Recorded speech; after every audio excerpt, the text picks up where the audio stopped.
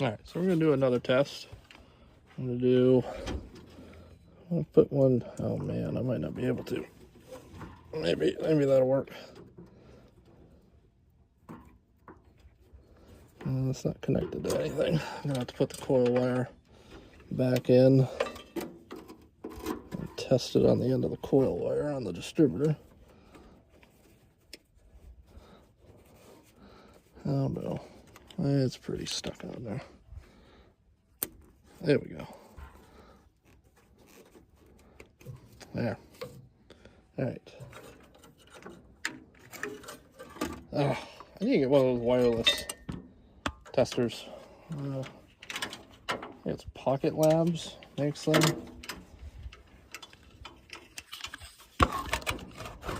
This wire business, not about it. Oh man, it's weird. Why you gotta be weird? Alright, well, we'll have to deal with that in a minute.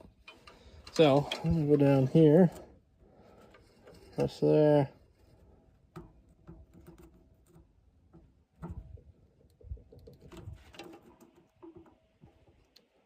I'm not getting anything.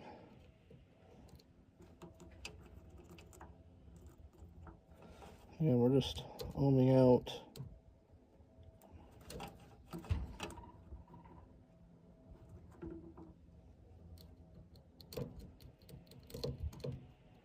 I don't know if this coil's any good.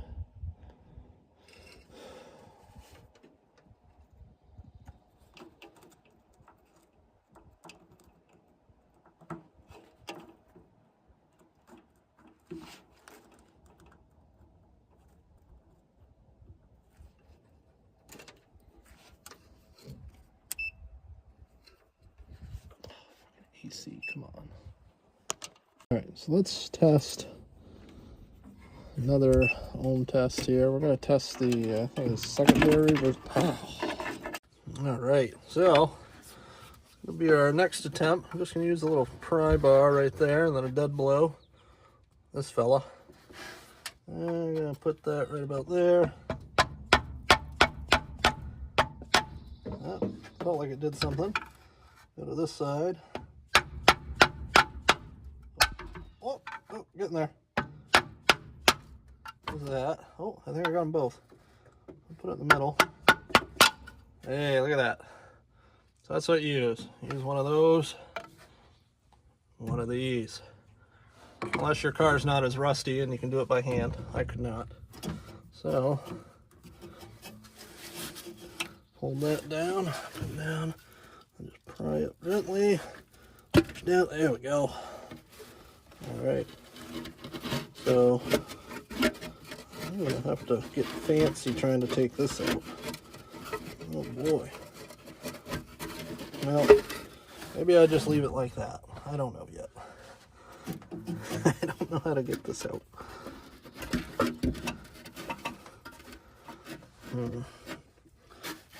Push that fender in a bit. I'd like to clean these up. I also don't want to... Oh, there we go. So don't want to ruin the gaskets because I don't have those yet, or if you can even get them, I'll probably have to make them. Maybe. Unless, again, if anyone knows where to get those. Alright, it's not looking good.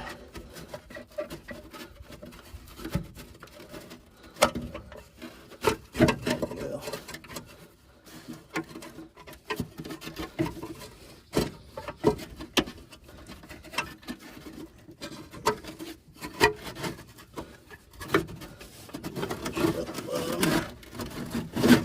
There we go. Of course, I got a bunch of crap probably on the valves there. Let's take a look at this side. It's not so bad. Man, that's clean. That's not a lot. Don't mind the fingernail. It's the cost of doing business. Alright, so I'm going to put that slick assembly lube just kind of where you would if you were putting an engine together. Over a bit there.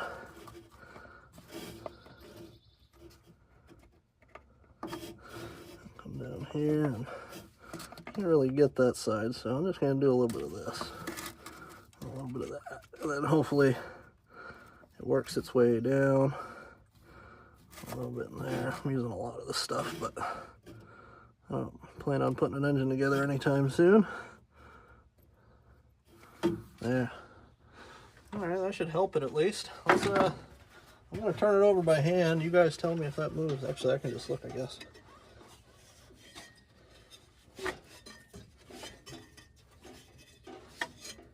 Well, doing their thing.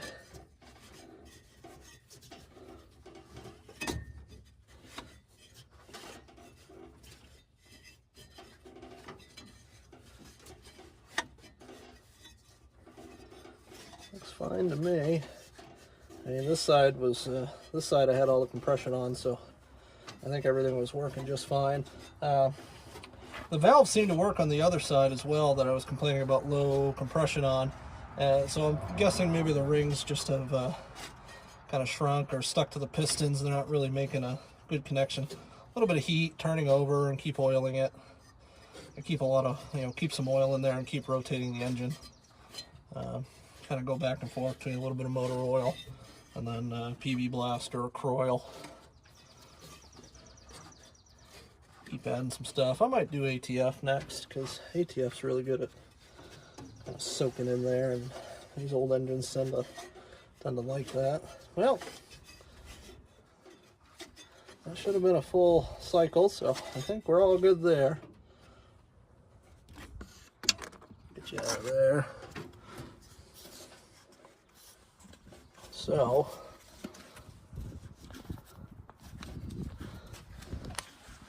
well, we're getting closer. Closer and closer. I guess I gotta check for spark at some point. There's your coil. I don't know if that's any good, but generally they are. Coils don't really go bad. I'm gonna clean up the points and stuff, and we will reconvene. All right, so I'll check for spark real quick. Got the points cleaned up, so you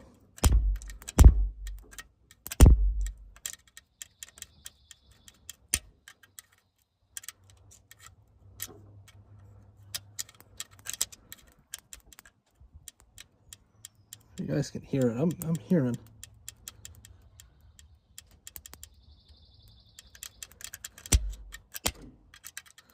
I'm hearing a tiny bit. I'm not seeing anything though, but I'm hearing kind of like, kind of. I don't know. You guys see anything? Yeah. We're getting some. It's not a lot. That's our coil. Ooh. Ew. Ew. Something tells me these connections probably aren't great, but it's a problem for future me. Oh! I felt it through the handle a little bit. All right, let me do one for the team. Ooh. Oh, yeah, it's enough to make my finger twitch. I can't just keep it on there. Kind of a noob to 6 volt systems because the 54 is converted to 12. So does it not shock you as bad? I know a 12 volt system will light you up. That wasn't so bad.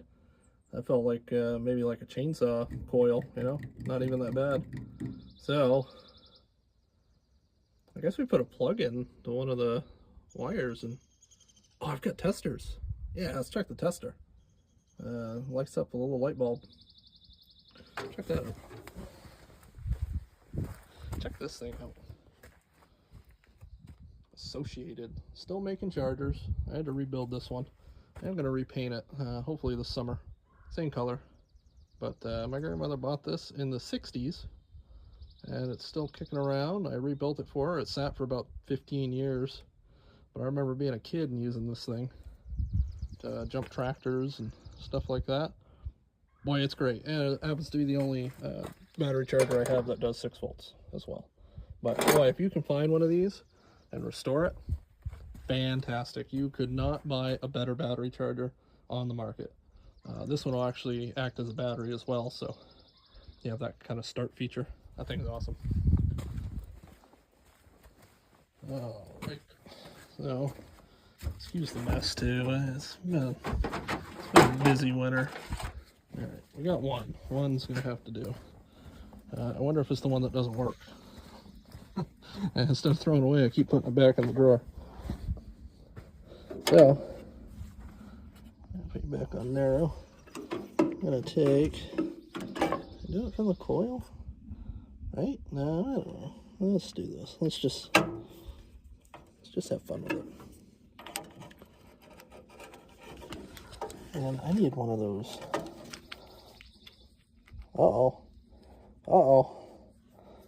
It's got, it doesn't want the big knurl. That's why the plugs didn't have the ends on them. So we're just gonna have to use one of these spark plugs. That's fun.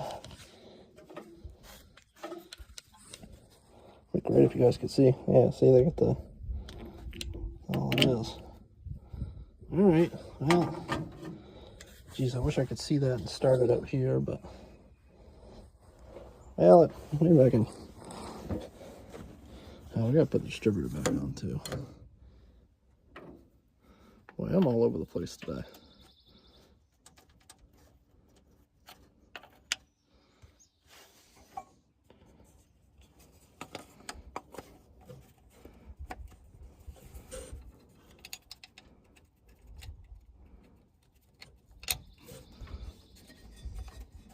Oh, of course. The other one's stuck. Yep. Yep.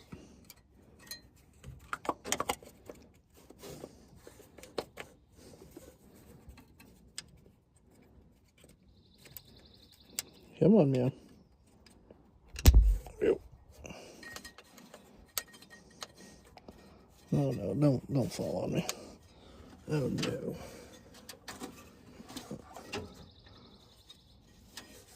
There we go.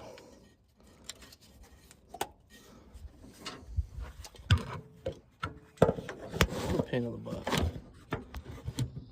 I need one of those chest rigs or a better tripod if I'm gonna document a bunch of stuff on this car, because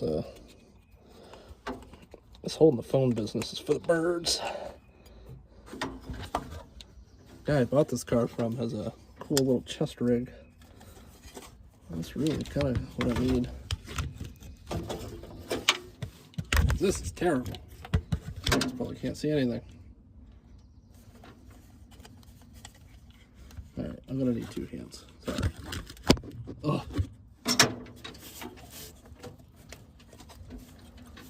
I'm not a film student or anything. I'm just trying to document this car because there's nothing online, and hopefully the future generations, or some guy like me that's you know, I can rebuild a GM transmission on the side of the road, but this is all still kind of foreign to me, and I'm just learning as I go. And if I get anything wrong, don't hesitate to yell at me in the comments. If there's any comments, don't hesitate. So I can be wrong. I gotta find a good ground. I don't know. I'm gonna try that, I guess. I don't know if spinning it by hand is gonna be enough either, but I don't think it's going to be. I'm gonna go run it in the cab. So I'm gonna set this tripod up. Kind of. Jeez, I am so sorry for all the shakiness. Yeah, go ahead and, you guys want to watch that for me? See what happens. Just yell if it sparks off. Okay, just yell as loud as you can. There. All right.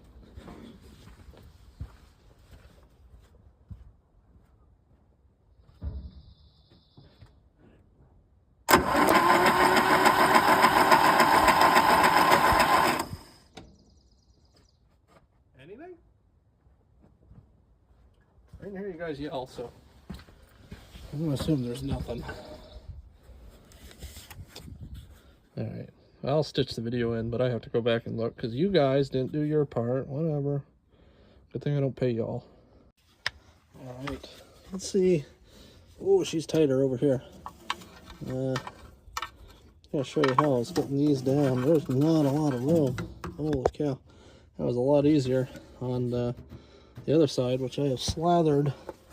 I found some assembly lube from an old project, so just hit her with some assembly lube. Nice sticky, what is it? Well, it's Permatex something, Ultra Slick. Try that stuff out. I'm sure she'll like it. She's gonna have to. Boy, I don't know. I'm gonna get down into here. I think I do something like this. Alright, got that one down. Whoop, nope, she snapped back. Of course, the hard part's gonna be getting that back up from the underside of the car. I'm gonna have to go under it to really do that. We get a long bar and just use a dead blow and just kind of tap her down. I think that might be the ticket. Try that out. All right, got that valve cover off. It's pretty simple. Might go upside down on you here in a sec. There you go. Yeah, got the valve cover off.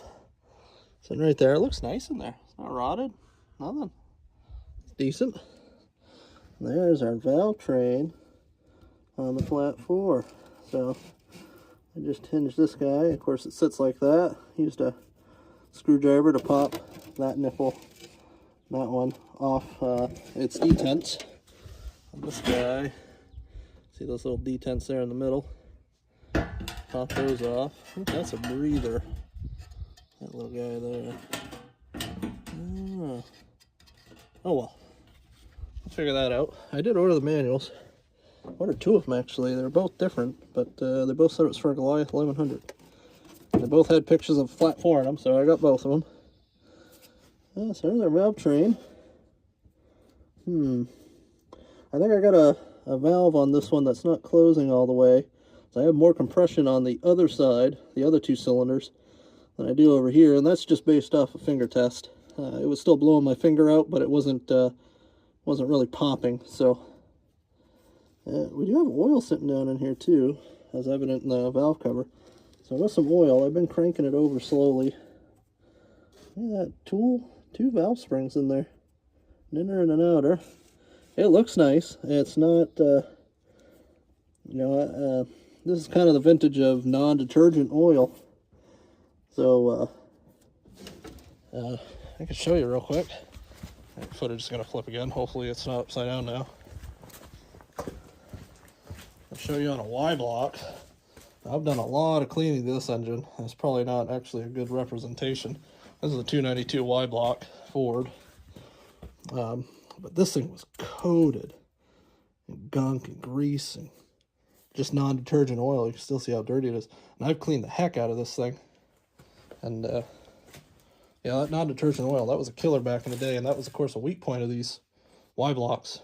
When I got this one, this came in the 54. I pulled it out to put a 223 back in it. But when I got this thing, the valley down underneath the intake, this whole assembly, it looked like a one solid mass of just nasty old sludge. Really, really bad. It took about 5 gallons. I mean, I filled that engine up with 5 gallons or thereabouts of kerosene and just let it sit for 2 weeks. And then pressure washed it, blew it all out, dried it. Several cans of O'Reilly's brand brake clean, and it took a while to get it out. And I'm not seeing that on here, which is nice. So again, in the other video I said she had 50,000 on the clock. I might believe that with the condition that this valve train is in, and not really gunked up and gross. But I am going to hit this with some heavy oil. I got some 20W50 that I'm going to try to apply here out of an oil can, and it doesn't really crank very fast. I should crank it from the cab for a little bit and see if that oil pressure... Oh, you know what? It doesn't have an oil pressure. Oh, man. Can anyone tell me if these have oil pressure senders, like units, or where I can tie one in? Because I have one sitting on the shelf. And that might be nice to put. I may not put it mounted in the cab, but I'll probably put it in here in the corner or something like that, so I can just kind of open the hood and look at it at a glance. But did they ever put oil pressure spots on here? I'm not sure. I'll have to crawl underneath. I bet there's a little port or something I can tie into with it. But so yeah, that's our valve train. It's kind of neat. I'm in there a little bit. Nothing's feeling loose. A little bit loose there. I may check the lash and stuff on these. I'm not sure what they're supposed to be at. Again, hopefully the manual shows me, but I'll go ahead and put some oil on this one and we'll pick up on the other side. All right, so I'm gonna work on cleaning up the points real quick. Here's your rotor button. I'm gonna clean this up, of course, but it doesn't look terrible. Not the worst one I've ever seen. But set that there so I can lose it. Our points, though. Alright, I had the battery unhooked, so I shouldn't get zapped. Yeah, they're pretty, geez, if I can get you guys in there a little bit. Let's zoom it right in. There you go. I'm on a different phone now. So, I don't know, the audio may change or the visuals. My normal phone's a Samsung, and I like the footage on that a lot better than this one, the iPhone, but we will see. So I'm just using a nail file, in case you guys notice. I have a specific file for doing points, but of course I lost it. If you're not losing tools, you're not doing it right. So I'm just going to do that a little bit. I don't know if you guys, a couple of YouTubers I watch, Mortsky, he has what he calls the Mortsky flick. I don't know if you guys ever seen it, but he'll take his screwdriver and he'll just go in here, quick and dirty, and just kind of flick it like that, and that usually smashes it enough. You know, I kind of do it just to get stuff out of there, kind of blow out the debris. I'll use a piece of paper or something after this, just to get any of the trash and filings out of there, but I can give her just a little bit more. And flip that around.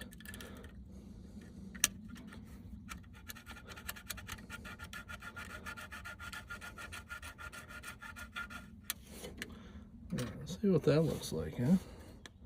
Yeah, doesn't look too bad. So, we check the gap.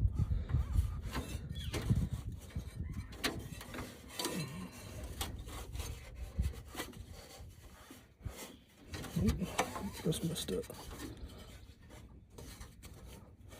Right there. Once again, I don't have the specifics on what the gap is supposed to be on this, but that is a gap, and gonna call that good, I think, for now. More crud.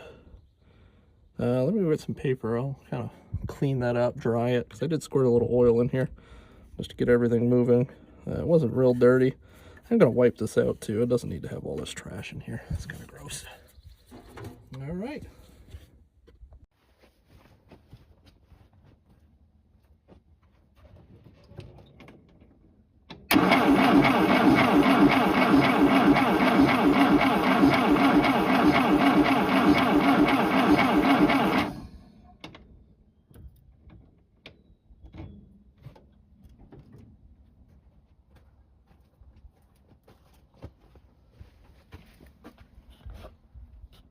Alright, so I'm going to show you real quick how to check the primary and secondary windings on this coil. First you got to do is clean up your connections. These were pretty gross, so I went ahead and wire brushed them. Put the plugs back in the engine, because of course cylinders are right over down here somewhere. So we'll take our two probes, just set your rig to ohms.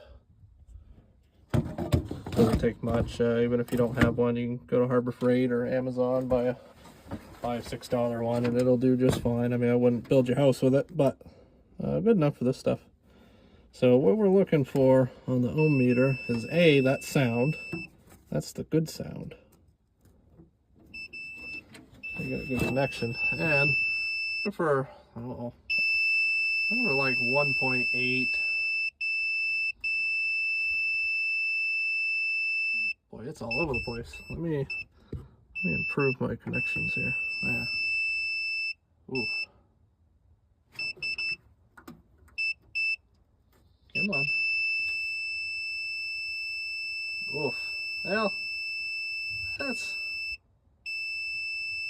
I mean, I don't know. That seems all right. It's not consistently bad, so that's probably okay. Now let's see if we're getting 6 volts to it. I'll turn the key on. See if we're getting all 6 volts to her. So, whoopsies. I'll move this so I don't get any dirt in it. I already got to clean it up some. Alright. So, well, I'm going to find a ground with... Let me back that out. I'll find a ground. Yeah, if I wasn't already tired, I'd walk up there and do it there, but I've been at this for several hours. So I'm just going to find a ground on the engine somewhere. Or the chassis. Boy, everything's rusted. Let's wedge it in here. See what that does.